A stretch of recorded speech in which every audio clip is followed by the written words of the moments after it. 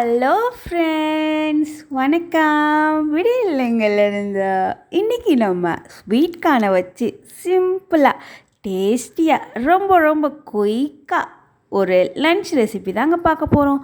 சூப்பராக இருக்குங்க. நம்ம வியூவர்ஸ் நம்மக்கிட்ட கேட்டாங்க, புலாவ் செஞ்சு காமிங்க ஸ்வீட் கார்னை வச்சு. அதனால தாங்க இந்த ரெசிபியை சூஸ் பண்ணியிருக்கோம்.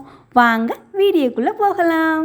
நான் ஒரு 4 டேபிள் ஸ்பூன் நெய் ஊற்றிட்டு கொஞ்சோண்டு எண்ணெய் ஊற்றிருக்கேன். நீங்கள் எண்ணெயிலையும் செய்யலாம், நெய்யில் செஞ்சிங்கன்னா ரொம்ப மணமாக இருக்கும். அடுத்து 2 பட்டை, கொஞ்சோண்டு 2 குட்டி ஜாவித்திரி, 3 ஏலக்காய், 5 கிராம்பு, 2 அன்னாச்சி பூ சேர்த்துக்கோங்க. நம்ம எந்த மசாலாவுமே சேர்க்க போகிறது இல்லைங்க, இந்த மசாலா மட்டும்தான். வேறு எக்ஸ்ட்ரா பொடி அது மாதிரி எதுவுமே கிடையாதுங்க. அதே மாதிரி 5 பச்சை மிளகா சேர்த்துக்கோங்க. அவங்கவுங்க காரத்துக்கு ஏற்றாப்புல சேர்த்துக்கோங்க. அதை நான் 2ஆக கட் பண்ணி வச்சுட்டு சேர்த்துருக்கேன். அடுத்து கொஞ்சோண்டு ஜீரகம் சேர்த்து நல்லா பொரிஞ்சு வரட்டும். ஜீரகம் முதையே போட்டோம்னா கறியிரும், அதனால லேட்டாக போட்டிருக்கோம். அடுத்து 2 கைப்பிடி அளவு உருளைக்கிழங்கு சேர்த்துக்கோங்க. இந்த ஸ்வீட் கார்னும் உருளைக்கிழங்கும் சேர்த்திங்கன்னா தனி சுவையாக இருக்குங்க. நீங்கள் நெய் இல்லைன்னா பட்டரில் கூட செய்யலாங்க, சூப்பராக இருக்கும். இந்த ஸ்வீட் கார்ன் நம்ம உதுக்குறது எப்படின்னு சொல்லி ஒரு வீடியோ போட்டிருப்போம். அதை நான் ஐக்கான்லேயும் கொடுக்குறேன், டிஸ்கிரிப்ஷன்லேயும் கொடுக்குறேன். அதை எப்படி பதப்படுத்தி வைக்கிறது அதிலே சொல்லியிருப்போம். அந்த ஸ்வீட் கார்ன் தான் நம்ம யூஸ் பண்ணுறோம். நான் அப்படியே ஃப்ரீசரில் வச்சதை அப்படியே யூஸ் பண்ணியிருக்கேன். வெளில எடுத்து வச்சு அப்படி தான் கிடையாது. நீங்கள் அப்படியே க்யூப்ஸாக தனித்தனியாக தான் இருக்கும், அப்படியே யூஸ் பண்ணி சமைச்சிக்கலாம். இதை ஒரு 3-4 நிமிஷம் நல்லா வதக்கணுங்க. அப்போ தான் அந்த ஸ்வீட் கார்னில் நம்ம ஊற்றின கீ, அந்த ஆயில், மசாலா எல்லாமே, அந்த ஸ்பைசஸ் அரோமாஸ் எல்லாமே அந்த ஸ்வீட் கார்னில் இறங்குங்க. உருளைக்கிழங்கும் நல்லா வதங்கி வந்துடும். நம்ம இன்றைக்கி ப்ரெஷர் குக்கரில் பண்ண போகிறது இல்லையா, அதனால நல்லா வதக்கிக்கோங்க. வதக்கிட்டு நம்ம 1.5 டேபிள் ஸ்பூன் கிட்ட ஜிஞ்சர் கார்லிக் பேஸ்ட் சேர்த்துக்கோங்க. இதை நான் எப்பயுமே ஃப்ரீசரில் 1 மந்த்துக்கு ஸ்டோர் பண்ணி வச்சுருப்பேன், அதனால தான் இது கொஞ்சம் கட்டியாக இருக்குது. அதையும் சேர்த்து நல்லா வதக்கிக்கோங்க. இது கலர் சேஞ்ச் ஆகணும் அப்படி தான் இல்லைங்க, லைட்டாக மைல்டாக பச்சை வடை போச்சுன்னா பரவாயில்ல, அவ்வளோதான். அடுத்து ஒரே ஒரு மீடியம் சைஸ் தக்காளியை நறுக்கி அதையும் சேர்த்து வதக்கிக்கோங்க. நல்லா வதங்கணும் அவசியமே கிடையாதுங்க. இது ஒயிட் புலாவ்னால லைட்டாக வதங்கினாலே போதும். இது மாதிரி நல்லா வதங்கி வந்த உடனே நான் ஒரு 2 தடவை நல்லா பாஸ்மதி ரைஸை கழுவி தாங்க வச்சுருக்கேன்.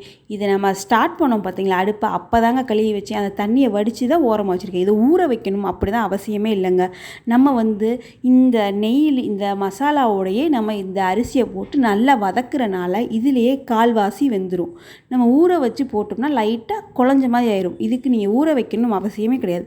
சமைக்க போகிறதுக்கு 5 நிமிஷத்துக்கு முன்னாடி நல்லா கழுவி அந்த தண்ணியை வடிச்சிட்டு ஓரமாக வச்சுட்டு நம்ம எல்லாத்தையும் வதக்கின பிறகு இந்த அரிசியை போட்டுக்கலாம். இது மாதிரி பொறுமையாக இந்த அரிசி உடையாமல் இருக்கிறதுக்காண்டி இது மாதிரி நல்லா கிளறி விட்டுக்கோங்க. இதை ஒரு மீடியம் ஃப்ளேமில் வச்சு ஒரு 4-5 நிமிஷம் கிளறி விடுங்க. கொஞ்சம் கூட தண்ணி இல்லாமல் நல்லா ட்ரையாக வடித்து போட்டுக்கோங்க.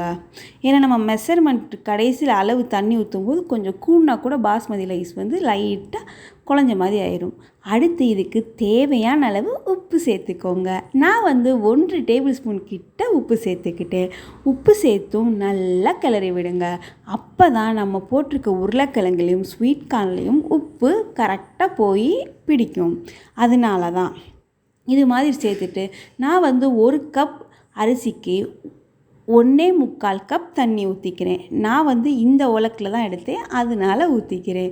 ஸ்வீட் கார்ன் உங்களுக்கு இன்னமும் தேவைன்னா நிறையா போட்டுக்கலாம், கம்மியாக இருந்தால் கம்மியாகவும் போட்டுக்கலாம். உருளைக்கிழங்கு போட்டு செஞ்சிங்கன்னா அது தனி சுவையாக இருக்கும். கண்டிப்பாக ட்ரை பண்ணி பாருங்கள், இது சூப்பராக இருக்கும். இது மாதிரி லைட்டாக கிளறி விட்டுக்கோங்க. கிளறி விட்டுட்டு இப்போ லைட்டாக டேஸ்ட் பண்ணி பாருங்கள், உப்பெல்லாம் கரெக்டாக இருக்கான்னு. நல்லா கரெக்டாக வந்த உடனே நடுவில் சைட்லலாம் லைட்டாக பபிள்ஸ் வரும்போது ஒரு மூடியை வச்சு லைட்டாக மூடி வச்சுருங்க. நம்ம ஒரு மீடியம் ஃப்ளேமில் வைங்க. ரொம்ப ஹை ஃப்ளேம்லேயும் வேணாம், லோ ஃப்ளேம்லேயும் வேணாம். மீடியம் ஃப்ளேமில் வச்சு நல்லா மூடினீங்கன்னா இது மாதிரி நல்லா கொதிச்சு வந்துடும். இப்போ திருப்பி ஒரு 3 நிமிஷம் ஹை ஃப்ளேமில் வச்சு இது மாதிரி நல்லா கொதிக்க விட்டுக்கோங்க. சைட்லெல்லாம் புகை வரும். ஹை ஃப்ளேமில் வச்சு 3 நிமிஷம். நம்ம பேனில் பண்ணுறதுனால நான் சொல்கிறேன் இவ்வளோ டீட்டெயிலாக. இது மாதிரி நல்லா கொதி எல்லாத்தையும் ஒரு கிளறிக்கோங்க, இல்லைனா சைடு போய் நிற்கிற மாதிரி இருக்கும். இது மாதிரி நல்லா கிளறி விட்டுட்டு நல்லா பபிள்ஸ் வருங்க. எல்லா சைடும் தல தல தலன்னு அழகாக கொதிச்சு எல்லா அரிசியும் தண்ணியும் சமமாக இருக்கும். இப்போ பாருங்களேன், அரிசியும் தண்ணியும் சமமாக இருக்குது பார்த்தீங்களா? இந்த கன்சிஸ்டன்சி வந்த உடனே நீங்கள் அடுப்பை சிம்மில் வச்சுக்கோங்க. பேன் கனமாக இருந்துச்சுன்னா அடியில் தோசைக்கல் வைக்க தேவையில்லை. பேன் ரொம்ப லைட் வெயிட்டாக இருந்துச்சுன்னா அடியில் ஒரு தோசைக்கல்லை வச்சுட்டு இந்த சமைச்சிக்கிட்டு இருக்கோம் பாருங்கள் பிரியாணி பாட், அதை மேலே வச்சுக்கலாம். மேலே வச்சுட்டு மீடியம் ஃப்ளேமில் ஒரு 2 நிமிஷம் வச்சுட்டு அடுத்து லோ ஃப்ளேமில் ஒரு 6லேருந்து 7 நிமிஷம் வச்சு எடுத்துக்கோங்க.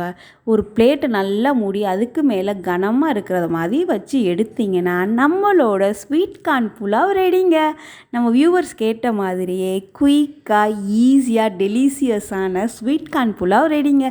இது மாதிரியே கண்டிப்பாக ட்ரை பண்ணி பார்த்துட்டு எப்படி வந்துச்சுன்னு கமெண்ட் பாக்ஸில் கமெண்ட் பண்ணுங்கள். இதுபோல் புதுமையான ரெசிபி நம்ம சேனலில் அப்லோட் பண்ணிக்கிட்டே இருக்கோம். அதனால லைக் பண்ணுங்கள், ஷேர் பண்ணுங்கள், சப்ஸ்கிரைப் பண்ணுங்கள். அப்போ தான் நான் அடுத்தடுத்து போடுற வீடியோ உங்களுக்கு நோட்டிஃபிகேஷனில் நிற்கும். நன்றி. அடுத்த வீடியோவில் பார்க்கலாம். பாய்.